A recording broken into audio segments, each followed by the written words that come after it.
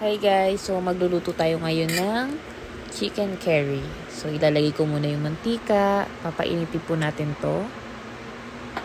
So wait lang tayo mga 2 to 3 minutes until uminit po ang mantika natin.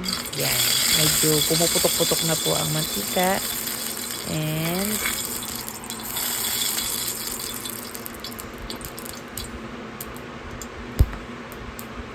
tsaka ko na po iinitin at papalambutin ang carrots and patatas. So, ayan po. Ito po yung usually kong unang ginagawa before ko po igisa ang mga bawang, luya, and sibuyas. So, ayan po, nilagay ko na po ang patatas. Yan. So, yan, gisa-gisa lang ako dyan. Yan, gisa-gisa lang. Siguro mga 2 to 3 minutes ko rin itong ginisa. Ayan.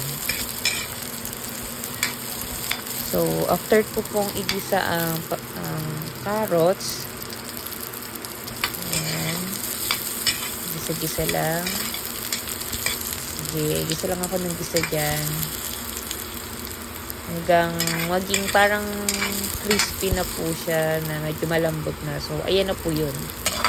So, after ko po niyang igisa, tsaka ko na po sinunod ang patatas. So, ayan, nilagay ko na po yung patatas. So, kung ano po yung ginawa kong gisa sa carrots, ganun lang din naman po ang ginawa ko sa patatas. So, gisa-gisa lang.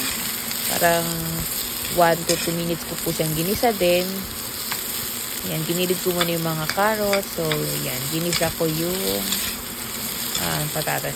So, yan, hinalo ko na. Yan, hinalo ko na ng hinalo hanggang, nalaglag, sorry. So, hinalo ko ulit. Hinalo ko lang, binalik ko lang yung nalaglag ko dyan. So, ako lang din naman po yung kakain yan. Yan, hinalo-halo ko lang.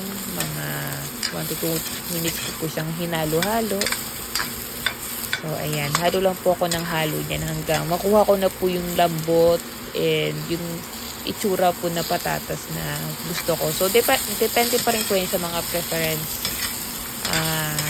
Kung ano gusto natin sa lambot at crispy nung mga patatas. So, ayun. Ayan. Medyo nasunog na po dyan yung carrots ko. Kakahalo. So, yan, halo-halo lang.